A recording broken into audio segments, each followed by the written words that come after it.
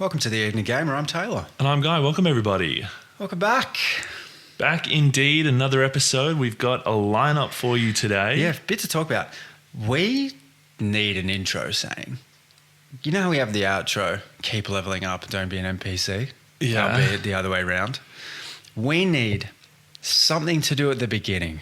I love how you raise this while we record the episode. Let's take it offline. Yeah, let's discuss this separately. How about this? Listeners, if you want an intro from us, write in. Let us know what you think the intro should be. Because I think we pretty much just say welcome back every time. Yeah. You know, and then we jump straight into the topic of the day. That's fine. Be good if we could have the Evening Gamer. Like in the studio, the music going in the studio, and then we fade in. Like a Fred again, like fucking a proper sound cue, yeah. That'd be nice. But yeah, a lot to talk about. We do. So what on the list today? So we're going to chat through Assassin's Creed. We got some topics on that. We're going to talk through the controversies. I'm going to give my final of the Avowed. Everybody knows I've been playing that and I've completed it. So I'm going to give it a quick review. That's it. I think we're going to talk a little bit on Ubisoft on the back of Assassin's Creed. We've got some write-ins. We do have some write-ins. And I've got a bit of a topic we can finish off with and discuss. Is it a secret topic or can you tell me now? Nah, well, let's save it to the end because I think right. it's a good one. I think it'll trigger an interesting conversation. Also, if you liked the fucking last episode, no, if you liked the riddles, the riddles, if you want the riddles back, people, okay, you got to give me something. I got tons of them. You got tons of them. Me and Chat GPT, GTP, whatever it is, been working word. overtime together, strategizing around riddles, so they're ready. Lovely. Well, I think whacking them on the gram, you were getting some engagement there. Yeah, I just need some. Your boy needs some online social media consistency. Can I also just commend us? I don't think we've had. Yeah, commend us. Give me a weird look there. Well, we haven't had a correction in like fucking 6 episodes. I to be honest, I think we probably have had corrections and we just haven't addressed them. You're slipping. You've changed. Well, we haven't gone back to Kyle's corner in a while. No, we haven't. I think because our moderator Kyle is snoozing. Oh, a bit of a shout out as well. If you're sick, fucking stay home. Can you hear your boys a bit deeper today? He says sick next to I me. mean, like, mate, fucking don't go in the office if you're sick. Why did you catch it from someone in the office? 100% I did, bro. Yeah. And gastro earlier this year. If you're sick, don't go touching things in the office kitchen. Come on, guys. Yeah, that's rough. That's rough going. Stay home and game. Yeah, stay home and game. Level up. Hey, just get COVID again and get back to bring back COVID. Playing. Can we bring back COVID? Bring back COVID. Just for a second. What? Just so you could spend some time gaming at home? Yes. Wow. Global pandemic, so I can play a little bit more Shadow. I mean, geez, yeah. That's anybody who did get COVID and had a rough time. Thoughts and prayers with you. If this is your first time here, welcome. This is a gaming podcast. Yeah, it's a gaming podcast. And shall we go to the write-ins? Let's do it. Okay, so we got one from Don Dathian, who wrote in and sort of was touching on when we were discussing gaming companies and their lust of money, and the growth of it all. I think that's just straight up businesses, though. It is straight up businesses. But I mean, I think because gaming dabbles in the art form of the creative, it does sort of, back in the day, there was a little bit more of that, but now it's certainly become a complete model. And like gaming's an industry where more input does translate to more money for them. Yeah, like exactly.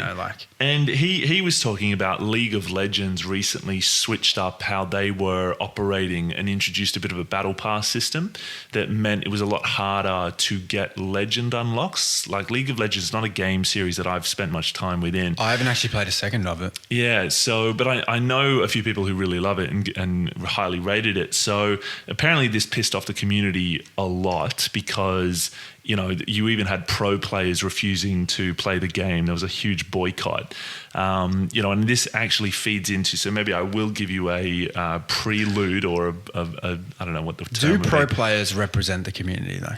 Because I don't think they do. Well, I mean, they represent the community in a way that they play it a lot. They're well publicized, and a lot of people watch their streams and see how they operate. So I think they are a representation of the community, but they're not the mass. They're just another voice in it. I think the overarching, and this will feed into our Assassin's Creed conversation of all the controversy, all the people that came out and was trying to criticize Ubisoft in the game. Look at how many units it sold. The argument, like a drop mic moment at there, the end of the game. If you sell that many copies, or the end of the day, end of the game, the gaming podcast, both, I guess. Yeah.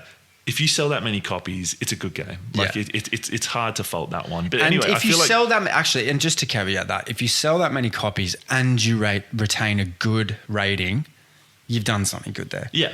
And but let's hold Assassin's Creed for a second, because I don't want to get too drawn away from it. But what I was going to say is the introduction to the Battle Pass system.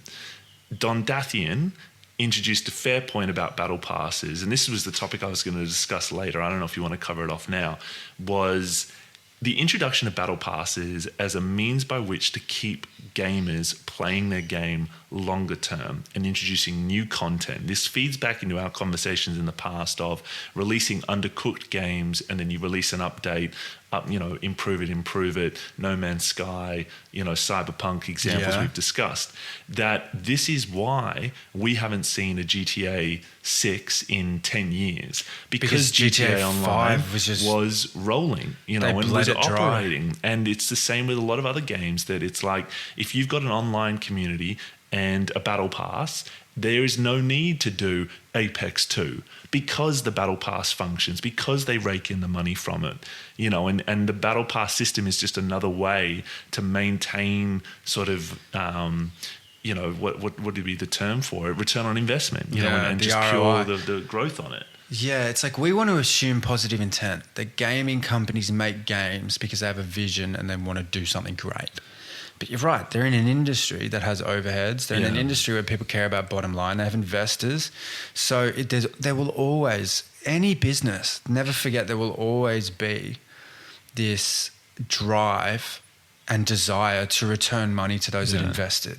And they find different ways to do that. Yeah. I think there's so many examples you can give of this, that like when some of these companies start off, it's, they're breaking the edge of technology, or they're creatively taking the story where it's never been before, and it's a success and it booms and everybody talks about it.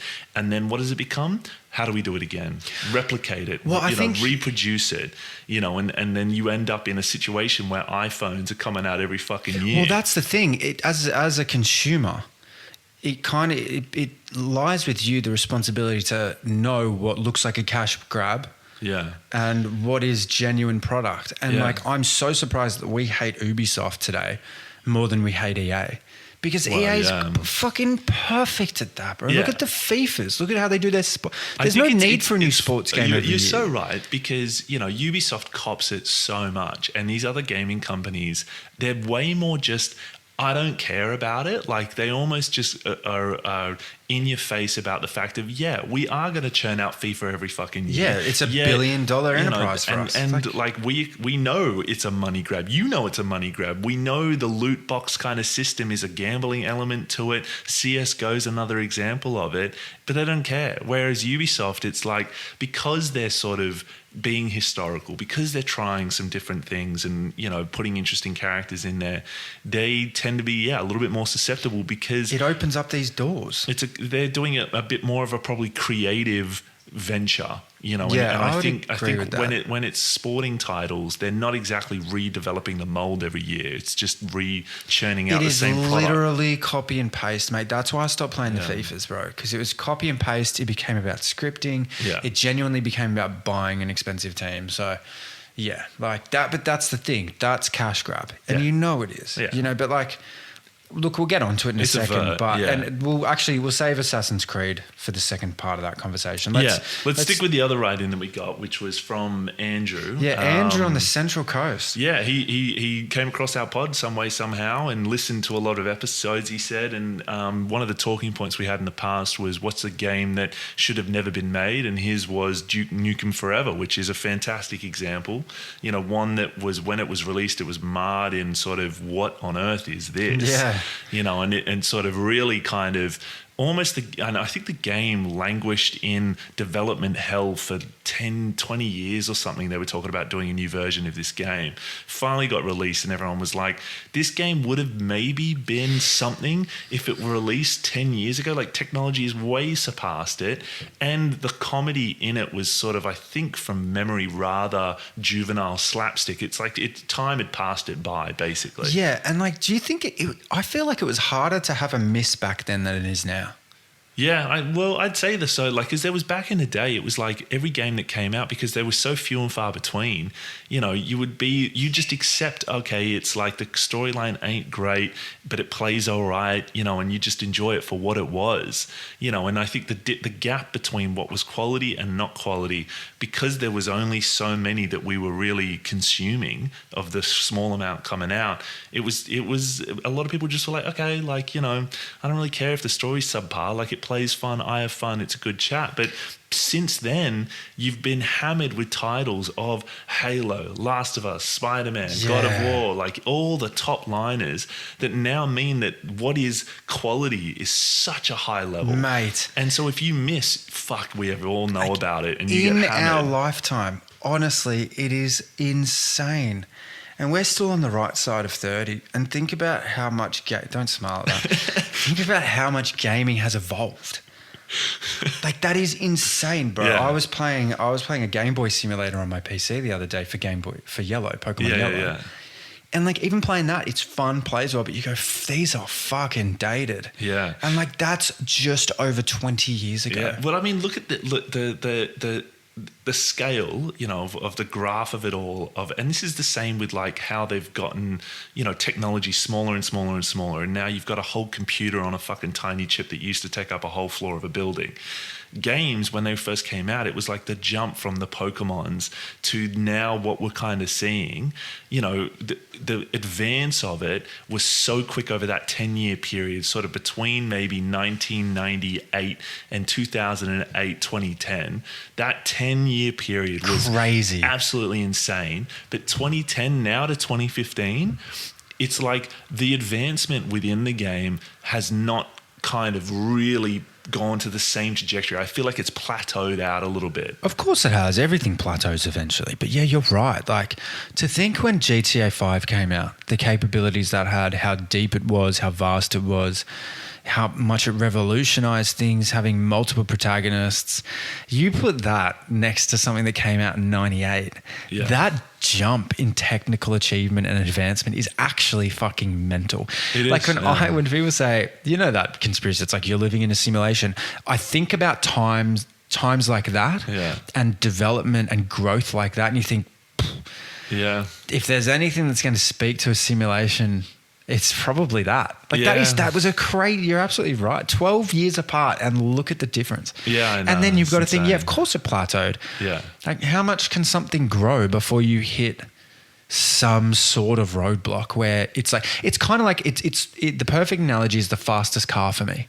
Well, it's like you see how fast cars can go these days, right? Yeah. There would have been a time where we were getting like 100 kilometers an hour, and then all of a sudden in 5 years we're up to 300 kilometers an hour. Right. It's like, But I was watching a Bugatti advertisement where it's like the amount of work they had to do to get an extra 10 kilometers out of a car was crazy. Yeah, because it's just the diminishing returns, like on anything. So I agree with you. A thought I've had on this is, I think also, when open world games were reaching that GTA kind of period, there was a well-known technology that the way the game operated was whatever view the protagonist had, everything outside their viewpoint didn't exist. So it's as you move the camera, the game would load in the assets for the viewpoint, and that's how they were able to deploy those really large games on not much memory in those discs back in the day.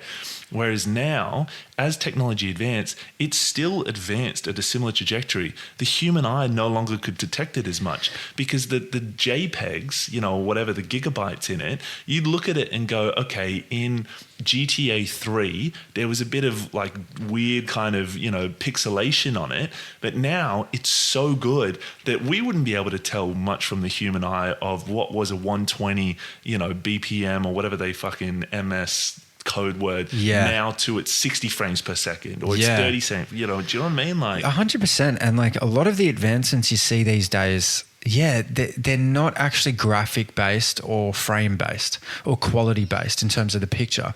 Like I remember playing Outer Wilds. That's a game where you live in-game time, 24 hours in-game, right? Yeah.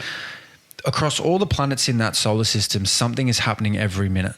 So like you're on one side of the solar system in that game doing something. Time is continuing. You can't be in two places at once. Yeah. But if you go to another planet, the events that were occurring when you weren't there were still occurring because it needs to be time-based. That's how that game works. Yeah. And they said that was an incredibly hard barrier they had to make a game that fitted their budget, fitted the memory space it was going to take up and include all of that. And that's where the advancements have come from. So many games would just be wherever the protagonist exists is where time occurs. Or so many games, it's almost like time is in a standstill, you know, and what you do doesn't really change the environment much. Exactly. That's with Assassin's Creed, there's fucking seasons through it. I haven't experienced it yet, but there's a perfect example. If you want to be amazed at gaming right now, if you're ever walking along or riding along in your horse or driving or whatever it is, and you're in game, third person RPG, whatever it is, and the weather changes on you in the game, be fucking amazed. Yeah, the weather changing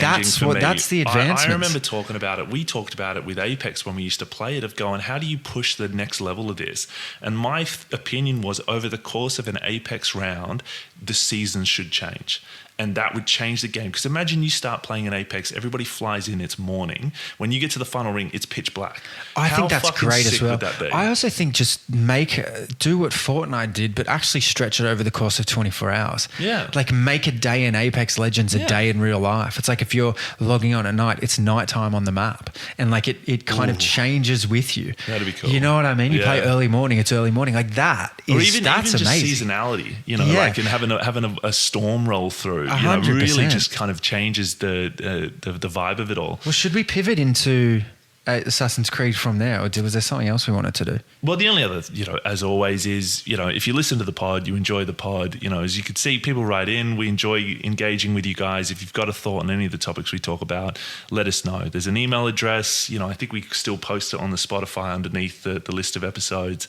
You know, write us in, let us know what you think, what your opinions, if we're wrong, if we're right. Love to hear from you. That's it. It's info@theeveninggamer.com.au. I'd love to hear from you. So Assassin's Creed Shadows, we've both kicked this off. Can I just say, we both kicked it off. We've both played, and fuck, it's just exciting to be in a year of gaming that has such big labels and to have that first kind of big label drop. Yeah. I'm sure a lot of people will be like, hey, one of my games came out, and like that's great, but you must admit the Ubisofts, the From Softwares, the Rockstars that are queued this year, they're the big labels. They are the big labels. And I feel like this is probably the first big drop of it. I think so. And like, you know, arguably based on the drops from last year, this is a big drop and we haven't had one in a little while. Yeah. You know, I'm trying to think of what was the last kind of real, you know, adverts on TV and, you know, on the sides of buses and all the rest of it. Yeah. And it's the continuation of a franchise that we are all incredibly familiar with, that had a rocket fast start with its first two games that we played throughout the early 2000s. Yeah. And that's exciting in itself to see their next rendition of what they're doing here. I mean, I think any game series that has a movie that's been made from it, you know, it kind of puts it in a new realm that regardless of how good the movie is, you think about the movies of the past, this, you know, Super Mario, the Minecraft movie that's coming out soon, Sonic the Hedgehog, there was a Warcraft movie. They're all beasts. You know, they're all big gaming titles, the Last of Us TV show. But yeah, so games come out, I've probably put in maybe about 2 hours into it. So not a lot. I'm barely scratching the surface. You've put in, I think, a little bit more than I have. Yeah. And I feel like I should show my cards. And I think I did it in the last couple of episodes of saying, I think I was on record of saying, semi-hoping Ubisoft to falter because of their Black Skull's crooks, the Skull and Bones, Skull I think? and Bone, and then the Star Wars fucking shit one.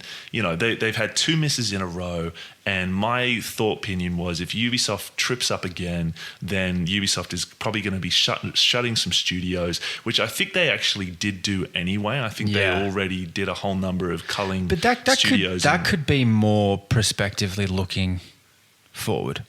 Well, I think it was just look like, if you release a game and it doesn't score well, doesn't bring revenue in, you have to cut costs. You cut costs, the amount of money they invest into these things. So, there was a part of me vying for Ubisoft to fail purely just for them to be introspective. How do we, change the game and do something different? Yeah. So now that Assassin's Creed Shadow has dropped and we've started playing it, yes, I probably have become a little bit susceptible to the controversies and not so much the fucking politicalized ones of there's a black man in the game, there's a female in the game, there's cultural inaccuracies, this kind of BS, which we'll unpack each one in individual in a minute.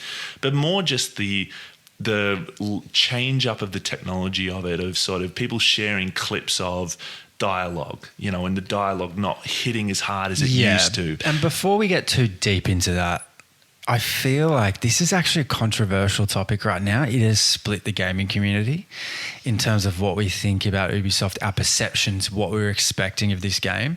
And I'm not going to walk on eggshells around this conversation, but I forgot what I was going to say. I feel like you were on a real line there. Hang on, 2050.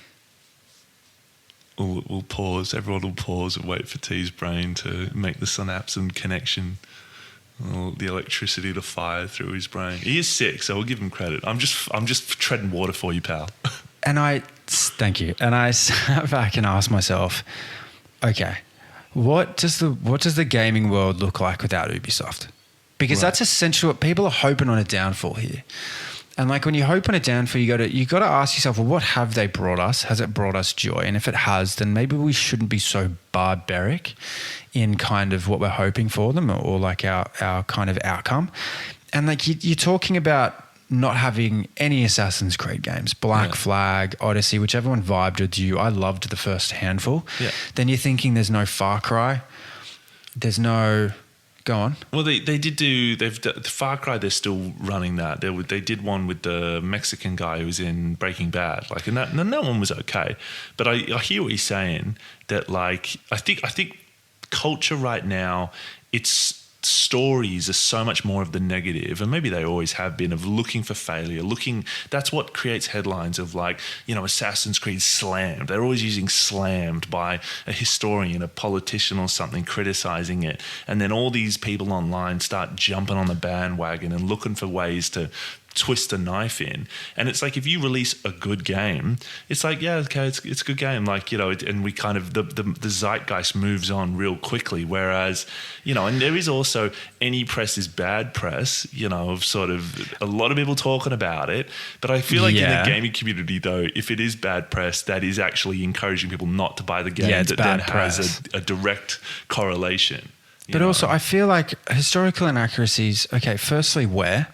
Because, there's a black guy in it. He's fucking positioned as someone that fought from his home country and was abducted by these guys as a slave. That's how he's introduced in the game. So tell me how there's a historical inaccuracy there. Well, if anyone knows anything about trade back then, everything was funneled from Africa. Yeah, be quiet. Well, yeah. So I think maybe like, not to defend the counter argument of this, but where I make my defense is not to say, okay, was there a guy in Japan who was black at that time? Maybe there was.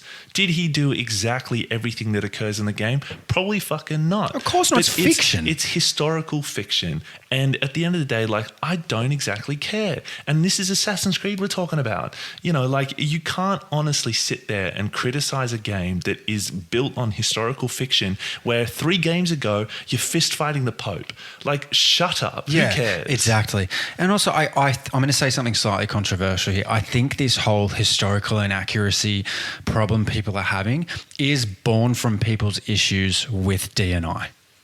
Yeah. I think it is because that is such a topical thing in gaming right now. It's such a topical thing in fucking theatre as well. You've seen this Snow White shit going around? Yeah. Well, Who she's fucking cares? Since when did we choose that hill and that sword sword to die on? Rachel Zegler chick? Someone, I don't know what I don't know what's going on, but someone drew it one way once and then they drew it another way a second time. Who fucking cares? Oh, okay. Is the story the same? Well, it's such a weird hill to die on. Like, I don't know. Yeah, I mean, I agree with you. Like, I think there is obviously a real turn in society at the moment to a counter wokeness for a loose term of it, and the anger over representation, black, white, gender stuff in games, and it just kind of all gets beat up into a thing. But I think now with Ubisoft and this game being released, a lot of the stuff I'm now reading online is actually really a lot of people coming out being like, just shut up about it. Yeah. It's a fucking video game. If you enjoy it, enjoy it. A lot of people just want to run around, collect weapons, kill people in cool ways, and have that as escapism, which we talked about way back at the start of this, of why we play video games. That if you're getting caught up on the fucking minutiae, don't play the game. Yeah, and play also, something fucking else. And also, don't at me unless you're listening to it in Japanese. Like, how far do we take this historically accurate bullshit? Because I'm doing it in immersive mode, which means it's English. I was about to say Australian subtitles. Can you imagine that? Yeah, get fucking A, mate. Not Australian. In English subtitles with the original Japanese audio, because I actually prefer that when I watch Shogun. I did the same thing. I think I said to you when I watched, what's the fucking show where they all get killed in the game? Squid Game. Squid Game. I watched that in Korean as well. I can't do voiceovers. No, fair. And then there's people being like, I'm playing a Japanese game in English, and they're worried about historical accuracy. Well, Come on, dude. And also, be 1 and 100 or 0. And they're also criticizing the voice acting in it, and I think we touched on it already of like a lot of these side quests, and it's like how often in a video game where you go up to the fucking person selling armor and you're assessing their vocab and their tonality of whether it delivers in a convincing style. It's like, sell me the weapon so I can go back to the main missions and listen to the people that they've probably paid top dollar to deliver the good voice acting. I actually hate dialogue from people that run trades and stores in games. Yeah, I mean, but like also how often you go, just like, what rumors are going around at the moment? They tell you the most boring shit, and you're just like, okay, like I regret asking, like, what was the relevance of that? But also, like, look in Zelda. Those shopkeepers, they just go, "Whoa," and no one said a thing about that. Great imitation. Like, I mean, come on. Like, I am defending this game because it's a fucking good game. Yeah. And I don't care what people think about that opinion. It is a fucking good game. And I've seen people saying that this is on par, if not better, than Ghost of Tsushima. I think Ghost of Tsushima is a fantastic game. It did what it did so well. We've reviewed it. It scored very nicely. We're yet to review Assassin's Creed, but I can see legs to the argument of putting those two in the same row. Like, I can see the argument. There's a lot of unpacking to do there, but I can see the argument because that's actually how good I think Shadows is. I think it's a fucking good game. So, like, I mean, people are making the comparisons, and fair enough to do so, because obviously they are born from the same time period, cultural background, that country. So it is fair enough to kind of be putting them side by side. And like, there was a part of me when I was playing this, having just played Rise of Ronin, having just done the DLC for Ghost of Tsushima, I'm probably a little samurai'd out, and kind of have run through that island a few times at a couple of different time periods in a different way. But nonetheless, the Ghost of Tsushima, the storyline in that everybody raves about. Fantastic. Just beautiful character arc. Like, second to none.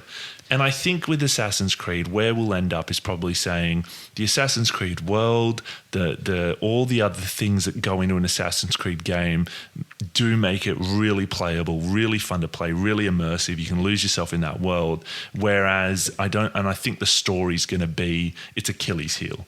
I think you're going to get to the end of the game and just be like, meh, it was Assassin's Creed, a little bit paint by numbers. You kill some people. It is what it is, but I think that's what Assassin's Creed has has become. I think they moved away from caring so much about the story, probably around the time of Black Flag, and then I think there was another one of us. Well, I think they also got, sorry to cut you off, I think they also got caught in the trap of fans asking for more and more and more. And it became very evident to me as someone that played Assassin's Creed 1, 2 and 3, that storyline only had substance for about 3 or 4 games. Like that original Golden Apple, Apple of Eden, in the Animus, that only had room for about 4 games. You ask a franchise to start stretching that out into like the dozens, of course the storyline's going to lose some flavor. Well, yeah, I agree with you on that. And like Ubisoft did try to keep it going with even in some of those more recent ones where they would come out of the Animus. Valhalla was a perfect example. It was like 98% in the game and then a 2% Animus inclusion. And then you're a game tester and you're sort of going around an office block kind of thing. And it was sort of, we're keeping it going and it was a way for them to mine the DNA of random people. So they did keep it going for a while. And in a way, I kind of give them credit for trying to maintain that lineage that they set up back then. And there could be an argument to be said that they could have probably expanded on it, gone harder, but why do people play these games? I'm not playing it so much for this out of Animus experience. I think that was really interesting and exciting when they did it in that first sort of Ezio, in that whole period. Yeah. But now, they're sort of keeping this Assassins vs. Templar. They're going to different time periods, maintaining a little bit of this DNA tracking sort of stuff. And I'm curious to see how do they play it through in Shadows. Obviously I haven't seen it yet. In the opening cinematic, they have the cutscene and it flashes in and out, and you have the audio coming over going, it's all a lie kind of thing. So I think they are keeping it going again. Yeah, but like I think that you've got to ask yourself, there was 1 or 2 ways that this franchise could have gone. And you need to ask yourself this question. You could have had 4 games over 20 years. They could have done the Rockstar thing, taking 5 to 6 years between games, really thinking out a solid storyline, how it all tracks in, what time periods they want to do them and do them well. Yeah. You could have had that. And to be honest, I'm a fan of that. Yeah. I always think less is more. But the fans of Assassin's Creed very early on asked for more, demanded more. Ubisoft tried to deliver, and here we are. So it's like, I think, and this is kind of what we wanted. You got to give them credit as well. They've done Greece, Norse, Japan, all in the same time period that GTA has not delivered a new title. And it's like, okay, GTA, yes, is GTA, and the level of detail and the storyline, and it is amped to the millions.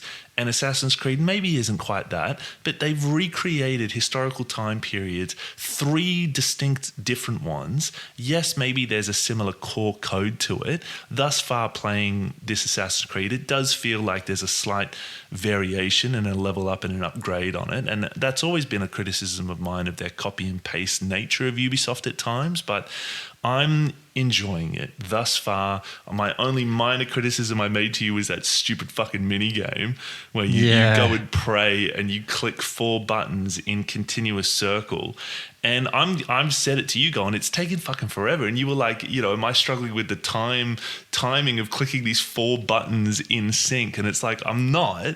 I played Guitar Hero as a child. It's definitely not a fucking timing issue for me. It's just going on so fucking long. I think that's definitely because you have on hard mode, bro. When I think I must just be on normal. I don't remember setting it. I tried to Google it to go, will they make the minigames harder because you're playing on hard? And I was like, surely not. Like, why am I going to sit there for fucking 10 minutes when 10 minutes? Like, it honestly feels like that. It kills me that I have to sit there and it's like up, down, left, right, up, down, left, right. And you're like, okay, I've gotten the point. Get on with it. Yeah, but it's the whole experience. It's taking you through a meditative state. It's playing different. But do I want and to that play melody continues to play throughout the memory. I want to play this game because I want to murder people, not because I want to meditate and look at a nice view. And it's the other problem is Ghost of Tsushima had a similar thing. So I'm just feeling a little bit overwhelmed. A lot of this. Yeah. But yeah, you do want to play these games and just straight up murder. But I must say, I actually kind of like the storyline. I think this whole kind of vengeful redemption arc that the main character's going on, and I won't give away more than that, is a good one. I think it's set up pretty well.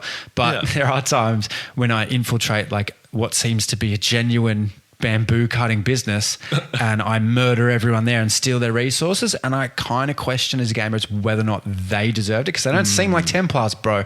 They just seem like normal Japanese residents trying to make a buck. But, hey, as you said, you want to kill in this game, and that's what they're allowing you to do. Maybe they're cannibals. Maybe. That's what I tell myself when I'm killing it does seem like innocent NPCs. It does seem like they're certainly trying to hide their hideout.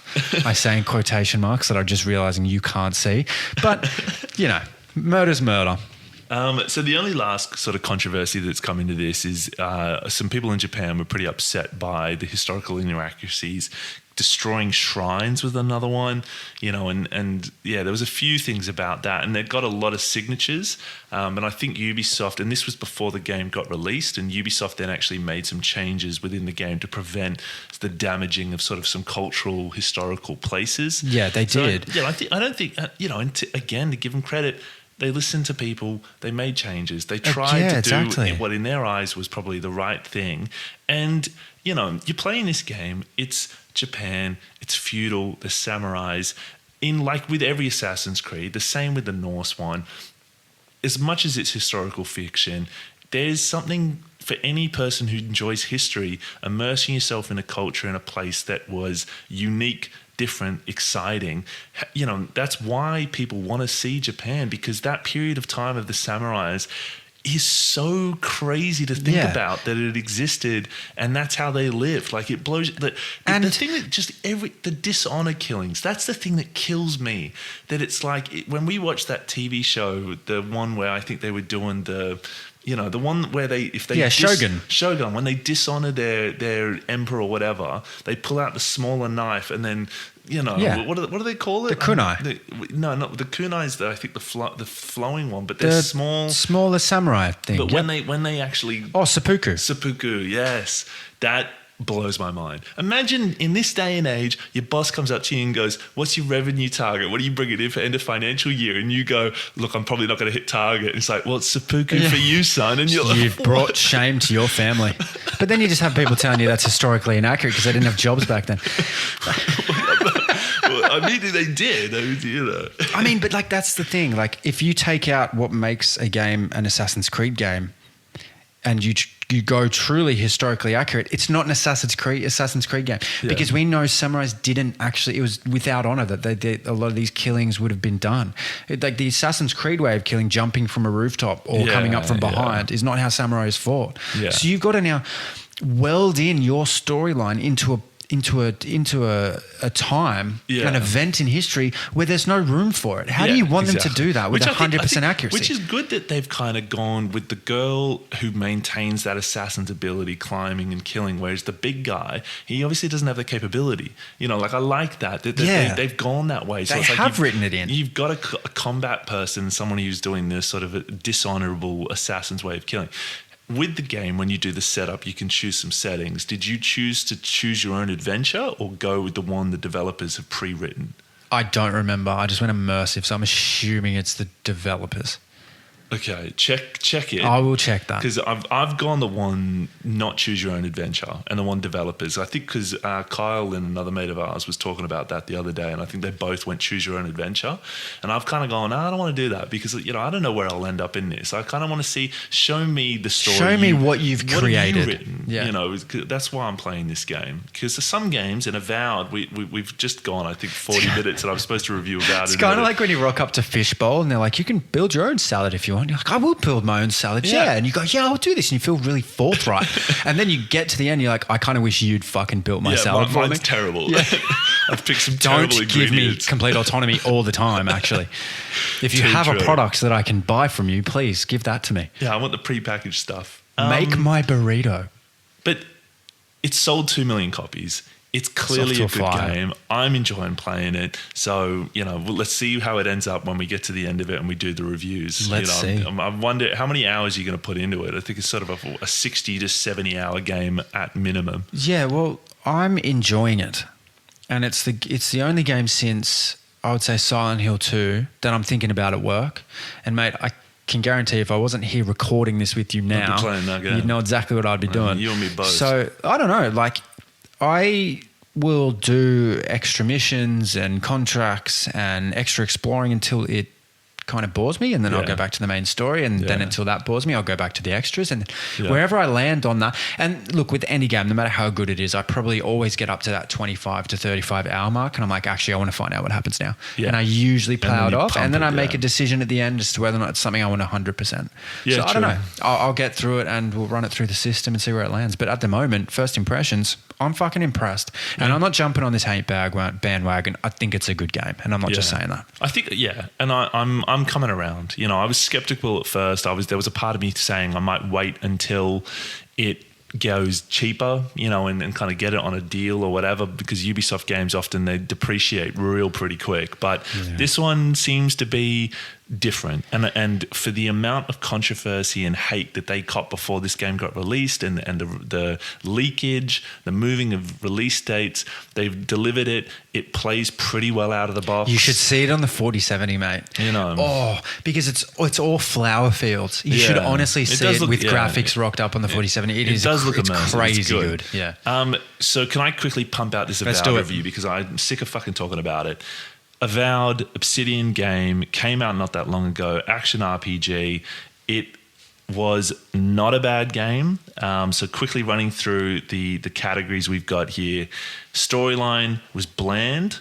It was different, you know, and they built a unique world. I didn't know this until I looked it up, but it feeds into the Pillars of Eternity, which is sort of another game series. I didn't quite It felt figure like, that. to me, they built the game and then wrote the storyline. Like that's how it felt to me. Like, it's a non-event, really. Well, because they're playing in a world that was already pre-built, so they had rules they had to abide by, you know. And anyway, so like the storyline for me, I just was kind of like, it really paint by numbers. Like the game kind of was an in-between between a Skyrim and a Fable. They were the two games that it gave me Fable kind of palette and vibes about it. Skyrim for sure, yeah.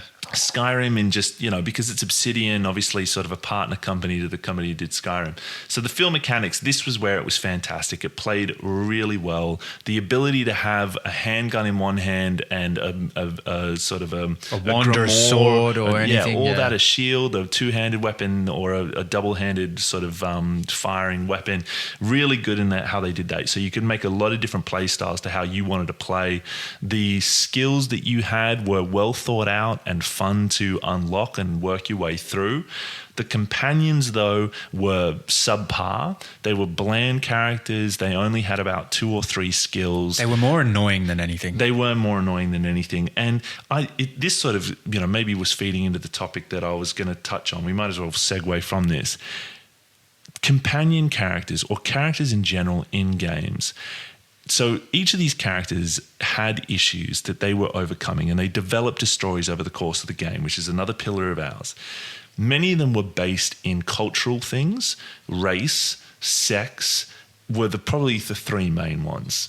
And for me, I feel like that is simple storytelling. How long has games come out where there is a race element of sort of a certain group are the outcasts and everybody looks down on them, and then there's one character who's trying to change people's perception of my race or my culture. There's a cultural clash between 2 different nations or races and all these kind of things. And, you know, or sort of a sex, you know, of I'm different, I'm unique, and I'm going to prove myself, I'm the chosen one. So overdone, so many times seen through. Show me a companion or a side person that comes with you on the journey who's suffering from addiction, who's, I don't know, got a sex drive like a maniac and wants to, you know, hammer every character that comes past. I agree. That's why games like Baldur's Elden Gate, Ring. Baldur's Gate. Yeah. Baldur's Gate's the best example of this, where, you know, you had these complex characters. Show me complex characters. I'm so sick of one-dimensional characters where I've seen the character and a you million just don't times give before. a fuck, really. You could copy and paste that person into every other game and it doesn't change at all. So the side characters for me were a complete wash, bored me to tears. So character dev build, the build was okay, average. Loot and extras, I enjoyed the variety of weapons. They were good. You could make some interesting kind of play styles from it. The side quests were copy and paste. It was like you go to every new area, you're in a city, everybody gives you quests, then you go into the area around the city, defeat all these different monsters and bosses, come back, put in all your quests, and move on to the next area. Did it 3 times over. I was just like, okay, I get it. The areas were nice and big, and there's a good variety of different kind of styles of a volcanic kind of area, you know, a woodland area, a swampy area. You're like, okay, sweet. You're just kind of paint by numbers going through biomes at this point. So storyline world building, 6.5. Feel and mechanics, 9.5. Challenge and entertainment, 7. You know, I enjoyed it for the most part. Good variety of enemies. Have you done the math here? I have done the average. Okay, nice. Character dev build, as I said, you know, subpar 6.5. And then the loot and extras, I gave a 7. So it's an average 7.3. If you enjoy Skyrim and you enjoy Obsidian as a gaming company in Outer Worlds, yeah, give it a go. It's on Game Pass. I played it to completion. But with all the games coming out, you know, with Night Rain is not far around the corner. Obviously, Assassin's Creed. Some of these game releases coming out, you know, I think this Avowed is going to be forgotten about real quick. 7.3 is, if you were waiting for it and you were following its updates and waiting for it to drop, you'll probably enjoy it. There's some entertainment there, but a 7.3 is like, I wouldn't go out of your way. No, not with, as you said, not with this year's lineup. I mean, I'd probably replay Skyrim before I played this game. Anyway, I tried to pick up Elder Scrolls and Skyrim and all that. It's just a bit dated for me is all. I mean, they've done a lot of releases, and apparently they're going to do a drop soon of Oblivion in new skin, which was the precursor to Skyrim. A lot of people are excited about that one. There's actually a few things that they're doing Unreal Engines through and seeing what it would look like if you really kind of recolored it and brought it into modern day graphics and resolution. It looks pretty good. Yeah. You know how we briefly touched on AI coming into games and how it was going to rewrite the story as you play the game. I saw a clip, I think I sent it to you, of a game coming out where one of the bosses in the game it has inbuilt AI and learns your moveset as you fight them. Is that dragon one? Yeah. What game is that? I don't know what game. Is that Elden Ring? No, it's not Elden Ring. No. But I don't know what game it is, but I love that. Like that, we're talking about the technological sort of graph of it. AI in building into a game where it's a unique story, unique bosses, and it changes every time you fight them. That's fucking good. Yeah, I agree. That would be wild. Tactics in round 1 don't work in round 2. But I mean, one of the things that really is going to... It's going to be like that Rick and Morty episode where he's trying to outsmart his twist machine that knows he's doing a twist, and so they just constantly have twists in the tails. You're going to have to be like... just not let the game know about some secret weapon that you got until it's like a sure thing. Yeah. I mean, but I just love the thing of going, back in the day, you talk about playing Elden Ring and you go, did you first this boss? Did you fight Melania and this kind of thing? Now it's going to be, I came across this boss and it like, you know, and you tell it and go, I haven't found that boss. Like, where's that boss? And you go to the same area, get a whole different fucking experience. That's crazy. That's where gaming's going. It's exciting. Be amazed, man. people. It's exciting. Take a step back, put your swords away.